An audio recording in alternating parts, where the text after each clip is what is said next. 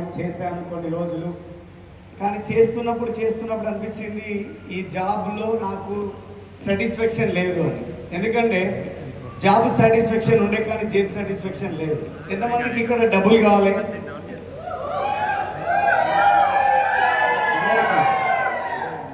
మరికెళ్ళలో చాలా పైసలు కావాలి ఈ లెక్క ప్రకారం, అవునా? సో నాకు కూడా డబ్బులు కావాలి, కానీ జాబ్లో నాకు అంత ఎక్కువ డబ్బులు వచ్చినాయి అంటే రాలేదు. సో జాబ్లో జీతం మాత్రమే వచ్చింది, జీవితం మారలేదు. సో అలానే నేను జాబ్కు వ్యతిరేకిని కాదు.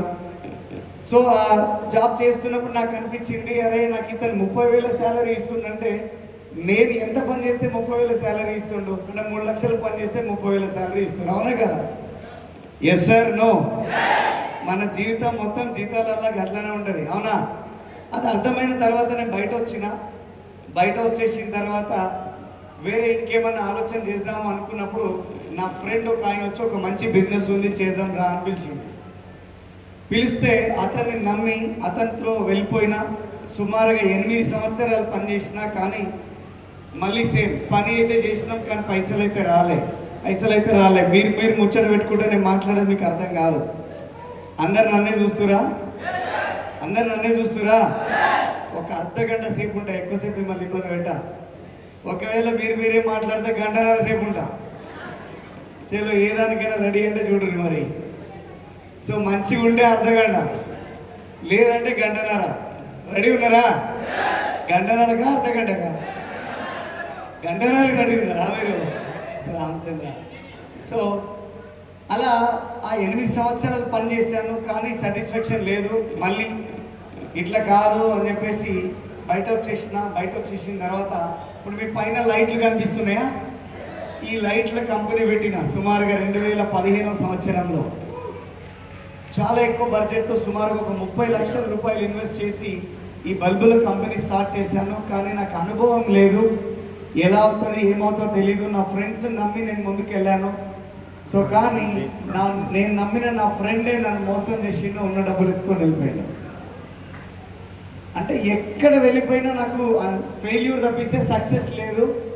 సో ఇంటికి వెళ్తే ఇంకా ఒక లొల్లి, నువ్వు ఏది చేసినా అక్కర రాదు, ఏం పని చేసినా డబ్బులు రావు, నువ్వు ఎందుకు ఇట్లా నమ్ముతావు జనాన్ని, అది ఇదని వాళ్ళు డిసప్పాయింట్ అవుతుండే.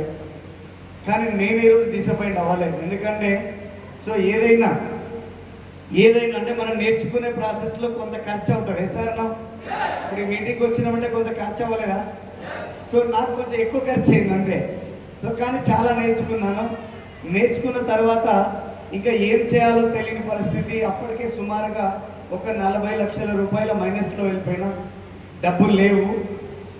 వాస్తవానికి పరిస్థితి ఎట్లుందంటే బండి తీద్దామంటే పెట్రోల్ లేదు, బయట వెళ్ళామంటే ఎవరైనా దోస్తు కనిపించి ఛాయ్ తాగామంటే కూడా ఛాయ్కి డబ్బులు ఇచ్చేదానికి నా దగ్గర డబ్బులు లేవు.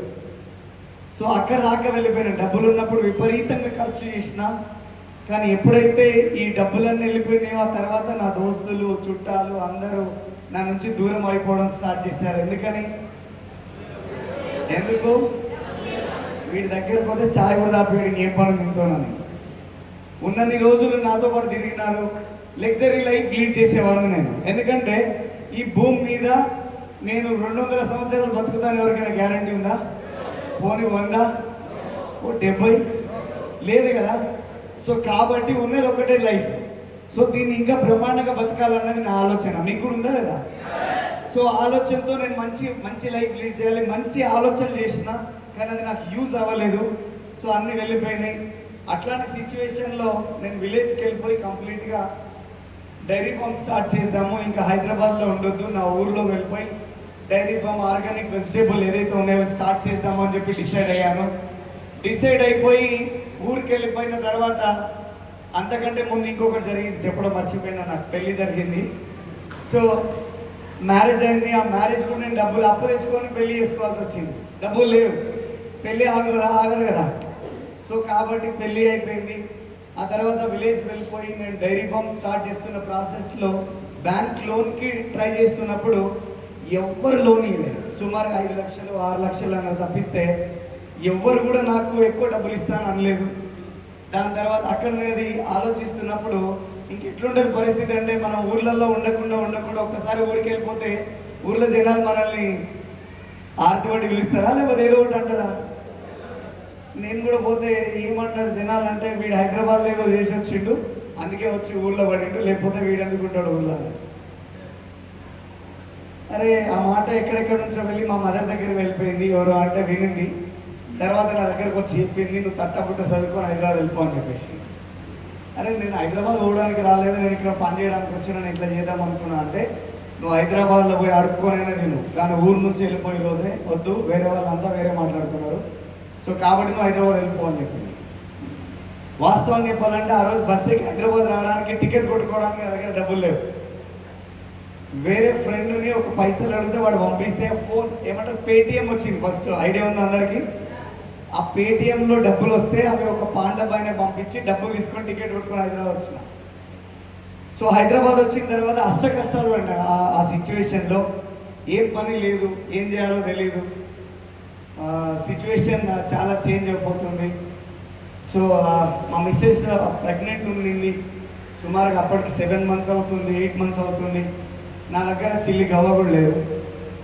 అట్లాంటి సిచ్యువేషన్లో కానీ ఏదైతే కానీ బయటకన్నా పోదాం, ఏదో ఒకటి చేద్దామని చెప్పి కంప్యూటర్ తీసుకొని డేటా ఎంట్రీ చేయడం స్టార్ట్ చేసిన, ఫంక్షన్ హాల్లలో వెయిటర్గా పనిచేసిన, దాని తర్వాత రెస్టారెంట్లలో వెజిటేబుల్ కటింగ్ చేయడానికి వెళ్ళిపోయినా.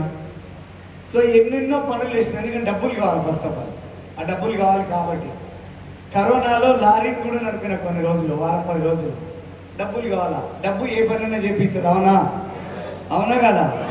అరే ఇంత చదువుకున్నకి ఇవన్నీ చేసినావు అంటే చదువుకున్న వాళ్ళ పని చేద్దానుగా, ఎస్ఆర్నో పైసలు కావాలంటే పని చేయాలా నీతిగా, ఎస్ఆర్నో. సో కాబట్టి అన్నీ చేసుకుంటూ పోయినా కానీ ఎక్కడ నాకు సెట్ అవ్వట్లేదు. కానీ నా మైండ్లో ఏదో ఒకటి చేయాలి, ఏదో ఒకటి చేయాలన్న ఆలోచన మాత్రం పోవట్లేదు. సో అట్లాంటి సిచ్యువేషన్లో నాకు పాప పుట్టింది. సో పాప పేరు వచ్చేసరికి శ్రీయుక్తి. సో ఆ పాప పుట్టిందన్న సంతోషం కంటే పాపకి తల్లిపాలు లేవు అనేది ఎక్కువ బాధ అయింది.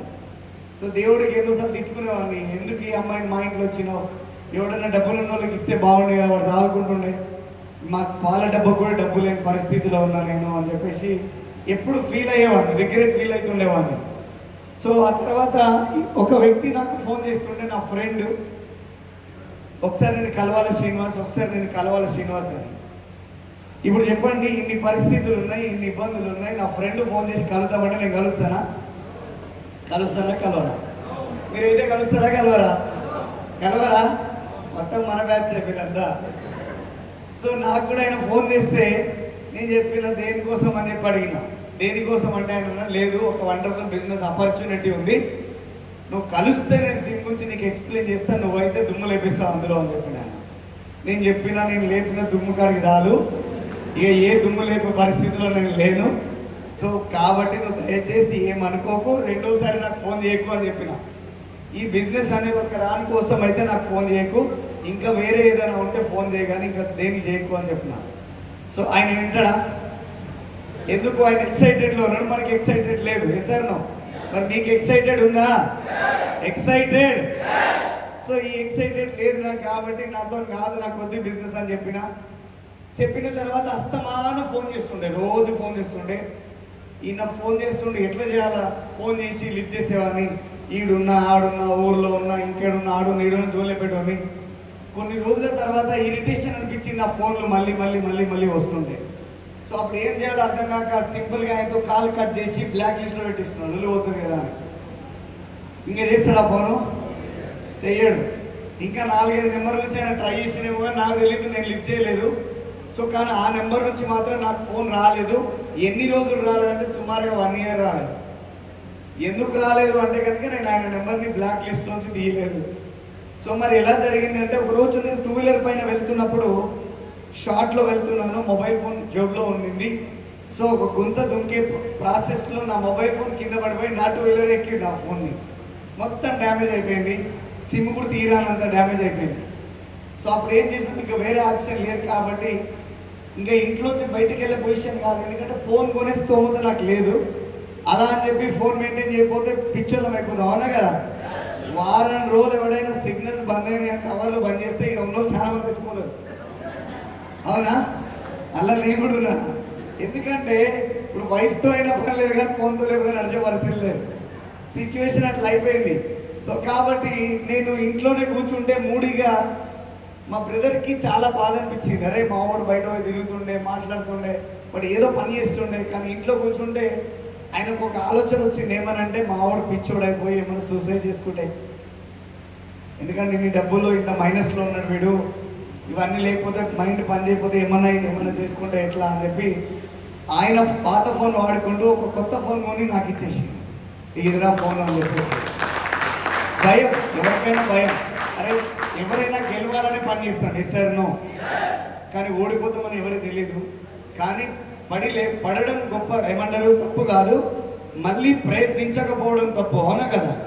సో నేను ఓడిపోయిన ప్రతిసారి నేను మళ్ళీ నిలదొక్కుకొని నిలబడేవాడిని. కానీ సిచ్యువేషన్ అంతా బ్యాడ్ అయిపోయింది, ఇంకా జనాలు నమ్మే పరిస్థితి లేరు, రూపాయి ఇచ్చేటోడు లేడు, మందలు ఇచ్చేటోడు లేడు. సో ఈ సిచ్యువేషన్లో ఏం చేయాలో అర్థం కాని పరిస్థితుల్లో ఉన్నప్పుడు ఆ బ్రదర్ ఆ ఫోన్ ఇస్తే ఆ ఫోన్తో మళ్ళీ నేను ఆ ఫోన్లో సిమ్ కొత్త సిమ్ వేసినప్పుడు ఏమైందంటే అన్ని నంబర్లు అన్బ్లాక్ అయిపోయినాయి. అన్బ్లాక్ అయిపోయి ఎవరైతే నాకు మళ్ళీ ఫోన్ చేసే వ్యక్తి ఉన్నాడో అతను నాకు everyday good morning, every month checks నాకు పంపిస్తుండేవాడు, ఆయన చెక్కులని. ఆ 1 ఇయర్లో నాకు ఆయన కలిసినప్పుడు ఆయన చెక్కు 20,600 ఎంతో ఉండే. సో కానీ ఎప్పుడైతే నాకు 1 ఇయర్ తర్వాత ఆయన చెక్కు 42,000 చేంజ్ కనిపించింది, 42,600 ఎంతో అమౌంట్ వచ్చినట్టు కనిపించింది. కనిపిస్తే వెంటనే ఫోన్ కొట్టిన, ఇంకా నువ్వు మారవా ఇంకా అని చెప్పి. ఏంది అన్నాడు ఆయన. ఏంది అని అంటే ఈ 42,000 నీకు నిజంగా వచ్చినాయా, ఎవడు చెప్పిండు మీకు, ఇట్లాంటి కంపెనీలు ఉన్నాయి, బక్వాస్ కంపెనీలు ఉన్నాయి, సో నువ్వే నమ్మొద్దు, నువ్వే చేయొద్దు అని చెప్పినా, నువ్వు మళ్ళీ పోయి చేసి నాకే మళ్ళీ పంపిస్తున్నావు అది అని. అరే ఇంకా కూడా నువ్వు నన్ను నమ్మట్లేవా, ఒక పని చేయి, నువ్వు రా కూర్చొని మాట్లాడదాం, నేను నీకు క్లారిటీ ఇస్తా, ఒకవేళ ఇది అయిపోయిన తర్వాత కూడా నీకు నచ్చకపోతే నువ్వు వదిలేసేయి, నేను కూడా వదిలేస్తా అని చెప్పినాను. సరే నేను మీ ఇంటికి వస్తా ఉండని చెప్పేటోంది. ఎందుకు తెలుసా, వాళ్ళ ఇంటికి ఎందుకు పోతానో తెలుసా, ఇది తప్పు, ఈ బిజినెస్ కరెక్ట్ కాదని చెప్పడానికి పోయిన వాళ్ళ ఇంటికి వెళ్ళి కూర్చున్నప్పుడు వాళ్ళ మేడం ఒక టీ ఇచ్చింది, తాగినాను. తర్వాత ఆయన రెడీ అవుతుండే కదా అని చెప్పేసి నేనేం చేశానంటే హాల్లో కూర్చున్నాను, ఒక చిన్న బుక్ కనిపించింది, ఇలాంటి వ్యాపారం ఎక్కడా, ఏం పేరు ఇలాంటి వ్యాపారం ఎక్కడ. ఎంతమంది తెలుసా బుక్? అందరూ తెలుసా, కొంతమందిలో ఇంకా మరికల్లో పైసలు కావాలో వద్దా మరికల్కి, మరి బుక్ సంగతి తెలియదు ఇంతవరకు. ఇలా సాయంత్రం దాని సంగతి ఏదో చూడాలి, ఓకేనా. సో ఇలాంటి వ్యాపారం ఎక్కడైనా ఒక బుక్ కనిపించింది. నేను బుక్స్ చదవడం స్టార్ట్ చేస్తే, చాలా ఇష్టం నాకు బుక్ చదవడం. సో అప్పుడు ఏం చేశానంటే ఆ బుక్ రీడ్ చేయడం మొదలుపెట్టాను. ఒక 15-20 మినిట్స్లో ఆ బుక్ అంతా కంప్లీట్ చేశాను, జస్ట్ 20 పేజెస్ బుక్. ఆ తర్వాత నాకు అర్థమైంది, ఆయన చెప్పేదానికంటే కూడా నాకు హెచ్డి పిక్చర్లో నాకు అర్థమైపోయింది బిజినెస్ ఏందని. ఎందుకంటే ఆల్రెడీ నేను ఇంతకుముందు ఒక కంపెనీలో పనిచేశాను కదా. సో అక్కడ ఇక్కడ తేడాలన్నీ చెక్ చేసుకుంటే ది బెస్ట్ ఆపర్చునిటీ అని నాకు అర్థమైంది. ఆయన నా ముందర వచ్చి కూర్చున్న తర్వాత డిస్కషన్ స్టార్ట్ చేసిన తర్వాత ఆయన నాకు చెప్పడం కాదు, నేనే ఉల్టా ఆయన చెప్పడం మొదలుపెట్టినా ఈ బిజినెస్ గురించి. నేనే ఉల్టా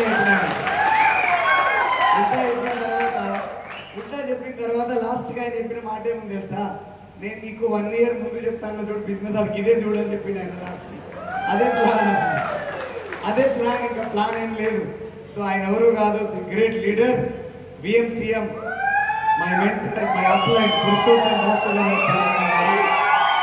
సో వారి ద్వారా ఈ ఆపర్చునిటీలోకి రావడం జరిగింది. ఈ ఆపర్చునిటీలో వచ్చిన తర్వాత ఇంకా ఎక్కడ కూడా ఆగలేదు. సో పని చేస్తూ ముందుకు వెళ్ళినాం.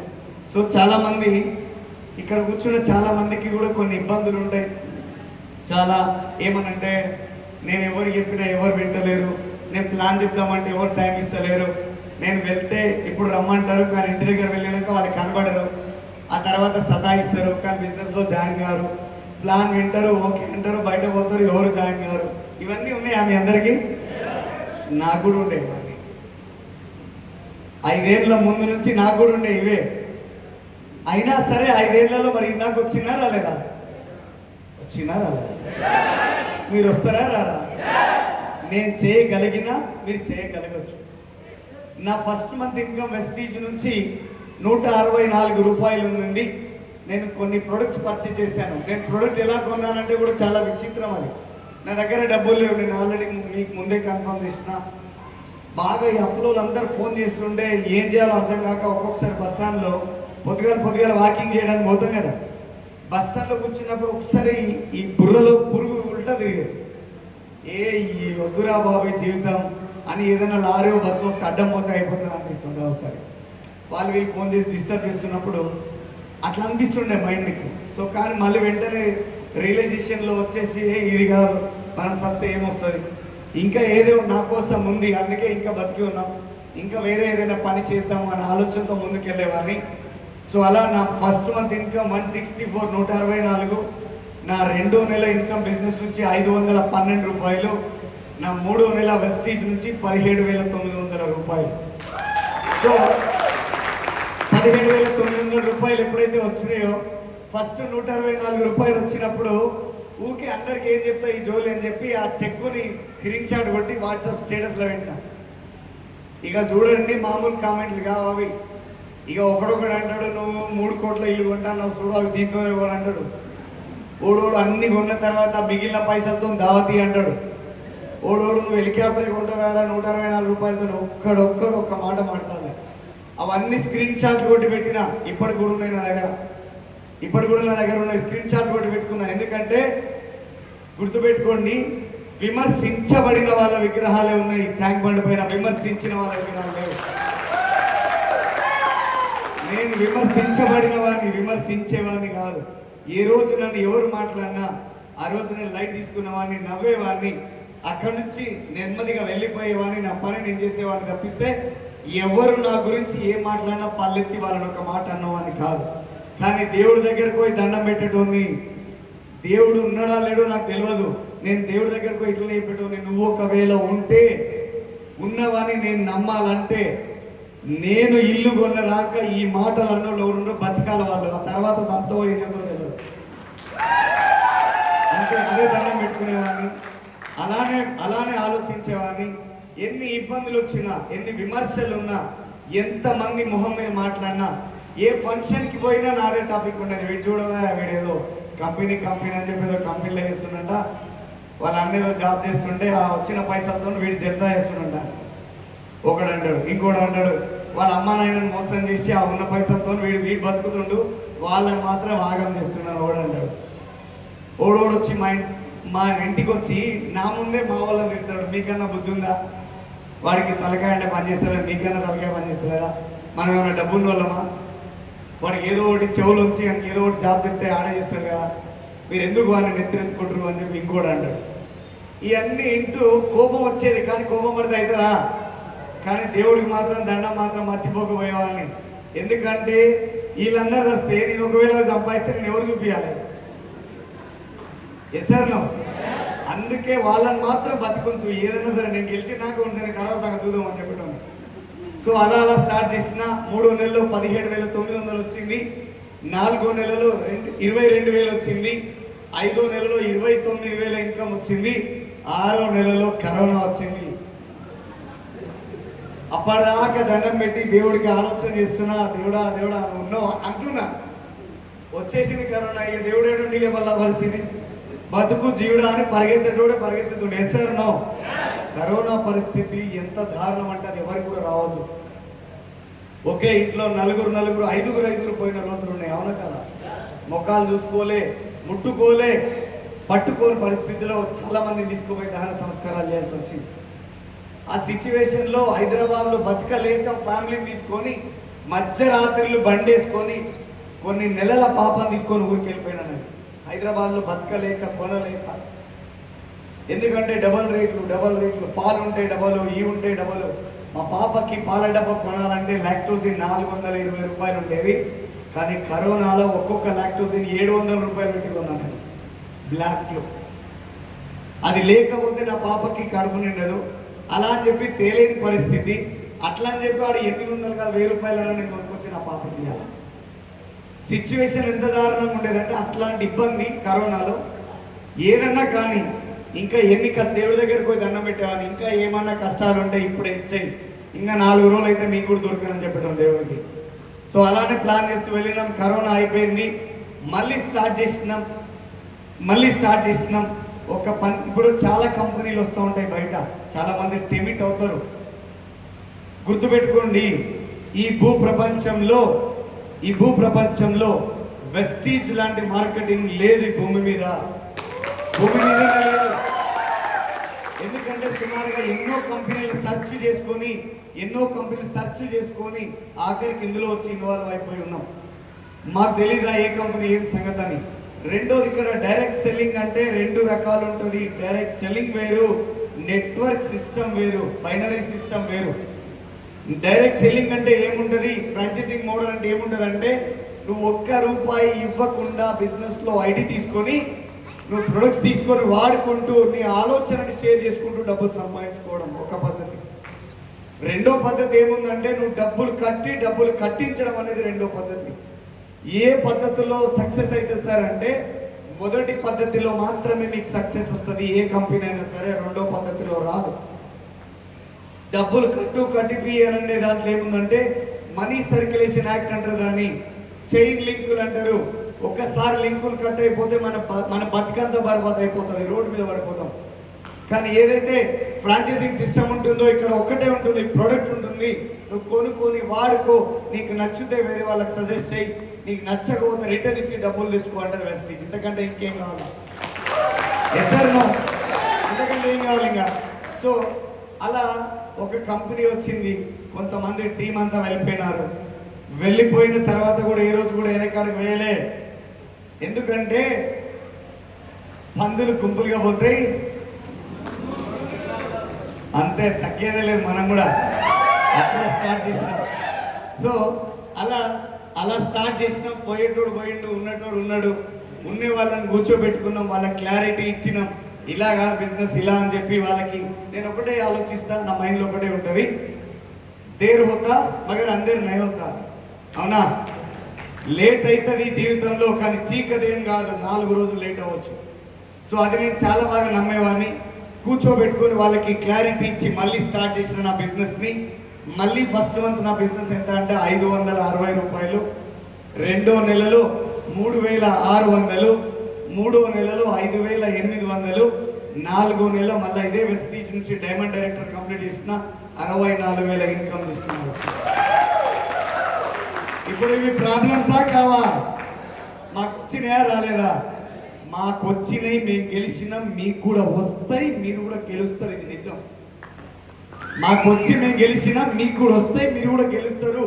మీకు కోరిక, తీరిక, ఓపిక ఉంటే మీ ఆలోచన విధానాన్ని కూడా మీరు తక్కువ చేసుకోవద్దు, తక్కువ ఆలోచించొద్దు. ఒక వ్యక్తి బస్ స్టాండ్లో కూర్చొని పల్లీలు తింటుండంట. ఇంకొక వ్యక్తి అతన్ని చూసిండు, ఏం తింటుండీనా అని చెప్పేసి అతని దగ్గర వెళ్ళిపోయి, ఏం తింటుండు మీరు అని అడిగినట్ట. పల్లీలు తింటున్నా అన్నాడట. కొన్ని పెట్టండి అన్నాడట. లేవు అన్నాడట. మరి లేని ఏం తింటున్నావు అంటే, ఉన్నట్టు ఊహించుకొని తింటున్నా అన్నాడట. ఉన్నట్టు ఊహించుకొని తింటున్నా అన్నాడట. అప్పుడు ఇతనేమన్నాడు తెలుసా? ఒరే ఇకారం తప్పినోడా, ఆ దానికి పల్లీలు ఎందుకురా, జీడిపప్పు అనుకుంటే అయిపోతుంది కదా అని చెప్పి. ఊహించుకోవడంలో కూడా కాస్ట్లీ ఊహించుకొని రాదా నీకు అని చెప్పి. మీరు క్లాప్స్ కొట్టనే కొట్టదు, కొడితే మామూలు పలిగిపోవాలి. ఎందుకంటే సగం పని చేసుకోలే కాదు మనం. ఎస్ఆర్నో చేస్తే మొత్తం చేయాలా, లేకపోతే బంద్ చేయాలి. ఎస్ఆర్నో అంతే, తగ్గేదేలే అన్నాం, మళ్ళీ అంటున్నాం. సో తగ్గొద్దు ఏ విషయంలో. సో అంటే ఎందుకు చెప్తున్నాను నేనంటే, మీ ఊహలో కూడా ఎవరు మీ చుట్టాల గుర్తు రావద్దు. మీ డ్రీమ్స్ పక్కన, మీ డ్రీమ్స్ మీవి. ఎస్ఆర్నో? కారు ఎవరికి కావాలి? ఇల్లు ఎవరికి కావాలి? ₹1,00,000 ఇన్కమ్ ఎవరికి రావాలి? టీం ఎవరిది పెరగాలి? మరి ఎవరు డిసైడ్ అవ్వాలి? ఎవరు పని చేయాలి? ఎవరు కష్టపడాలి? పక్కింటోడు అంటాడు వదిలేస్తావా? పక్కింటోడు మస్తు మాట్లాడతాడు, వదిలేస్తావా? అది వాడి జీవితం, ఇది నీ జీవితం. ఎస్ఆర్నో? నీ జీవితానికి నువ్వే తోపు, ఇంకెవడు కాదు. అంత కాన్ఫిడెంట్గా మీరు ఉన్నప్పుడే మీరు గెలవగలుగుతారు. ఆ కాన్ఫిడెంట్ మీరు లేకపోతే మీరు గెలవలేరు. ఒక ఎలుక సింహం దగ్గరికి వెళ్ళిపోయింది, ఒక రోజ్ ఫ్లవర్ ఇచ్చింది, ఐ లవ్ యూ అని చెప్పింది. అప్పుడు సింహం చెప్పింది ఎలుకతో, నీ ముఖం పోయి ఒకసారి అద్దంలో చూసుకోపో అని. అప్పుడు ఎలుక చెప్పింది, నా నువ్వు అని చెప్పేసి. అంత కాన్ఫిడెన్స్ మీకు ఉండాలి, అంత కాన్ఫిడెన్స్ మీకు ఉండాలి. మీకుంటే మీరు గెలుస్తారు. లేదంటే పక్కోడి మాటకు మీరు వాల్యూ ఇస్తారు. ఈరోజు ఇక్కడ వచ్చిన వాళ్ళందరూ చాలామంది ఉన్నారు. మీ అందరూ ఇప్పుడు ఇంటికి వెళ్ళిన తర్వాత కూడా సేమ్ కథ నడుస్తుంది. ఇప్పుడు ఏడుకో వచ్చిన అక్క, ఏడుకో వచ్చిన వదిన అంటారు, లేకపోతే ఏడుకు పోయిన కాక మామ అంటారు. అవునా? ఇక మళ్ళీ మనం చెప్తాం ఇంత పెద్ద వెస్టీజ్ పోయించినామని. ఇక వాడు తెలిసి వాడంతా చెప్తాడు. మన బుర్రంతా ఖరాబ్ చేసుకుంటామా? ఖరాబ్ చేసుకుంటామా? ఖరాబ్ చేసుకుంటామా? పక్కవాడు మాట్లాడితే చెవిలో పోతుందా? అది పోవద్దు, పోవద్దు. సో అలా నా బిజినెస్ స్టార్ట్ అయింది. నా ఇన్కమ్ 64,000 రూపాయల ఇన్కమ్ వచ్చింది. ఆ తర్వాత వెనక్కి మళ్ళీ నేను చూడలే, ఏ రోజు కూడా నా జీవితంలో వెనక్కి మళ్ళీ చూడలేదు. ఆ తర్వాత 84,000, 92,000, 98,000, 1,04,000, 1,32,000. ఆ 1,32,000 వచ్చినప్పుడు అద్భుతమైన ఒక కారు కొన్న, 20 లక్షలు ఆ కారులో వచ్చినాయి. ఇందాక స్కోడా ర్యాపిడ్ అని ఒక కారు కొన్నా. ఆ కారు కొన్న తర్వాత ఇన్కమ్ ఇంకా కొంచెం ఇంక్రీజ్ అయింది. 2 లక్షలు, 3 లక్షలు, 4 లక్షలు, 6 లక్షలు, 7 లక్షలు, 9 లక్షలు. నా హైయెస్ట్ ఇన్కమ్ వెస్టీజ్ నుంచి 10 లక్షల రూపాయలు తీసుకున్నాను. సో ఎక్సైటెడ్ ఉన్నారా? 10 లక్షలు ఒక్కసారి అకౌంట్లో పడితే పరిస్థితి ఎట్లుంటుంది? ఓగాది కాదు, మరికల్ నడిరోడ్డుగా నడుచుకుని పోతాం. సో కాబట్టి అంటే ఈ 10 లక్షలు రావాలంటే స్టార్ట్ అయింది ఎక్కడి నుంచి? 164 రూపాయల నుంచి. అవునా? 164 రూపాయల, 1 కోటి రూపాయలు కూడా అయితే ఏ ఒక్క రోజు మీకు చెప్పిపోతాను. మళ్ళీ మరికలు వస్తా, వచ్చినప్పుడు మళ్ళీ ఇన్కమ్ పెంచి మీకు చూపిస్తా. సో దాంతోపాటుగా 10 లక్షల ఇన్కమ్ వచ్చింది, లైఫ్ సెట్ అయింది. చాలామంది లీడర్లు బిజినెస్ మూమెంటం వచ్చేసింది. సో మూమెంటంతో పాటు రీసెంట్గా ఒక 1 ఇయర్ ముందు ఒక అద్భుతమైన ఇల్లు కొనాలి అని డిసైడ్ అయిపోయినా. ఒక అద్భుతమైన ఇల్లు కొనాలని. ఎందుకంటే ఇంతకుముందు చెప్పిన కదా, మన ఇంట్లో ఒక డ్రీమ్ చార్ట్ రాసుకున్న, డ్రీమ్ చార్ట్లో పెద్ద ఇల్లు పెట్టుకునేవాడిని. ఆ పెద్ద ఇల్లు పెట్టుకుంటే అందరూ ఆ ఫోటోని చూసి అందరు నవ్వేవాళ్ళు. ఏంది నువ్వా, నీ ముఖానికి ఇట్లాంటి ఇల్లు కూడా తొక్కుంటావా నువ్వు అని చెప్పి. స్టార్టింగ్లో ఏమని ఉండే, హెలికాప్టర్ కొంటారా వీడు, ఇల్లు కడతాడంట ఈడు ఈ 164 రూపాయలతో. అవునా? సో మరి ఆ డ్రీమ్ నెరవేర్చుకోవాలా వద్దా? నెరవేర్చుకోవాలి కదా. సంవత్సరం ముందు ఇదే హైదరాబాద్ తుర్కేంజల్ అనే ప్లేస్లో 2.5 కోట్ల రూపాయలతో ఇల్లు కొన్నా. నా ఇంట్లోనే, ఒక్క నిమిషం, నా ఇంట్లోనే సినిమా థియేటర్ పెట్టినా. నా ఇంట్లోనే మా నాన్నకి ఆల్కహాల్ అంటే ఇష్టమని ఆయన కోసం బార్ కౌంటర్ సపరేట్ పెట్టి పడేస్తాం మా ఇంట్లో. బాగుంటుందా? బాగుంటుందా? ఇప్పుడు వర్షం వచ్చింది, చలి పెట్టింది, ఎండ కొట్టింది, సంబంధం లే. సినిమా చూడబోతే ఏంటంటే డోర్ ఓపెన్ చేసుకొని కూర్చొని సినిమా చూసి రావాలి బయటకి. సో ఇది మంచిగా ఉందా డ్రీమ్? ఎంతమంది కావాలి? ఎంతమంది కావాలి? ఇంత పెద్ద డ్రీమ్ హోమ్ కావాలన్నప్పుడు నలుగురు 4 మాటలు మాట్లాడితే మీరు ఇబ్బంది పడతారా? తీసుకుంటారా చెవులకి? తీసుకోకపోతే మీ డ్రీమ్ హౌస్ లో మీరు ఉంటారు, తీసుకుంటే వాడి ఇంట్లో హాల్లో మీరు పోయి కూర్చుంటారు. అంతకు మించింది ఏం లేదు. అంతకు మించింది ఏం లేదు. మీ డ్రీమ్ హౌస్ కి వాని పిలిపిస్తారా, వానింటికి పోయి మీరు కూర్చుంటారా? అరే నాకు ఈ చిన్నగా చెప్తే నచ్చదని చెవులు కూడా. మన ఇంటికి వాని పిలుద్దామా, వానింటికి మనం పోదామా? తయారున్నారా? చలో అట్లనే ఈ బిజినెస్ ఆపర్చునిటీని బిల్డ్ చేసుకుంటూ పోతున్నప్పుడు డ్రీమ్ కార్ కావాలి కదా. కావాలా వద్దా? బెంజ్ కార్ ఎంతమందికి ఇష్టం ఉంటుంది? అందరికి ఇష్టమైనా బెంజ్ అంటే. వచ్చే నెల జనవరి ఎండింగ్, ఫిబ్రవరి ఫస్ట్ వీక్లోనూ నా బెంజ్ కార్ అన్వెలింగ్ ఉంటుంది. మీరు అందరు రావాలి. సో ఇప్పుడు ఒకసారి ఆలోచించండి. 5 సంవత్సరాల ముందు ఒక పాల డబ్బాకి డబ్బులు లేని శ్రీనివాస్ వడ్డేమాన్ ఈరోజు బెంజ్ కార్లో తిరగబోతున్నాడు. జేబుల దోస్త్ కనబడితే ఛాయ్ దాపియలేనోడు ఇలా 2.5 కోట్ల ఇంట్లో లైఫ్ లీడ్ చేస్తున్నాడు. తర్వాత ఏడన్నా ఈడేంద్రా వీడి కథేంద్రా అని చెప్పి చుట్టాలు తెచ్చుకునే పొజిషన్ నుంచి ఈరోజు ఇన్ని లక్షల ఇన్కమ్ సంపాదిస్తుండు. మరి ఇక్కడ అయింది అంటే మరి మనతో అవుతుందా కాదా? అవుతుందా కాదా? నమ్ముతున్నారా మిమ్మల్ని మీరు? మిమ్మల్ని మీరు నమ్మితే మీ సక్సెస్ ఉంటుంది. మీరు వేరేని నమ్మితే వాడికి సక్సెస్ ఉంటుంది, మీరు ఫెయిల్యూర్ ఉంటుంది. సో కాబట్టి దయచేసి మిమ్మల్ని మీరు నమ్ముకోవాలి. ఎవరిని మనం నమ్మాల్సిన పని లేదు. Yes or no? ఎక్సైటెడ్ ఎట్లుండాలంటే ఫుల్ ఎక్సైటెడ్ ఉండాలి, ఫుల్ జోస్తో ఉండాలి. ఒక రైలు, ఒక ఫ్రెండ్, 3 దోస్తులు ఉన్నారు. ఆ 3 దోస్తులు రైల్వే స్టేషన్ వెళ్ళిపోయినారు. వెళ్ళిపోయిన తర్వాత వెళ్ళిరు రైలు అక్కడ నిల్చుంది, అది ఉన్నది. వీళ్ళు జోలు పెట్టుకొని మాట్లాడుకుంటున్నారు. సడన్ గా రైలు కదిలిపోయింది. రైలు సడన్ గా పరిగెత్తుతుంది. ఇద్దరు వెళ్ళి పరిగెత్తుకుంటూ వెళ్ళిపోయారు. కానీ మూడో వ్యక్తి మాత్రం ఎక్కలేక వెళ్ళి ట్రైన్. అక్కడ ఈయనను ఒక టీసీ చూస్తుండు, టికెట్ కలెక్టర్ ఉంటాడు కదా, సో ఆయన చూస్తుండు. ఆయన చూస్తూ ఆయన దగ్గరికి వెళ్ళిపోయి, ఏం పర్వాలేదు మిత్రమా, ఇంకొక 10 నిమిషాలలో ఇంకొక ట్రైన్ ఉంది, నువ్వు వెళ్ళొచ్చు అక్కడ ఈజీగా అని చెప్పేసి. అది కాదండి అని ఆయన చెప్తుంటే, నువ్వు డోంట్ వరీ, ఇంకో రైలు వస్తుంది, పోదులే, ఏం కాదు, ఉండు అని చెప్పి ఆయన చెప్తుండు. సార్ నేను చెప్పేది వింటారా మీరు అంటే, చెప్పండి అంటే, యాక్చువల్గా పోయేది నేను, నన్ను డ్రాప్ చేయడానికి వచ్చింది వాళ్ళు, వచ్చారు, పోయేది నేను. ఎక్సైట్మెంట్లో నేను ఇంటే ఉన్న వాళ్ళు మాత్రం వెళ్ళిపోయినారు. సిచ్యువేషన్ అదే అని.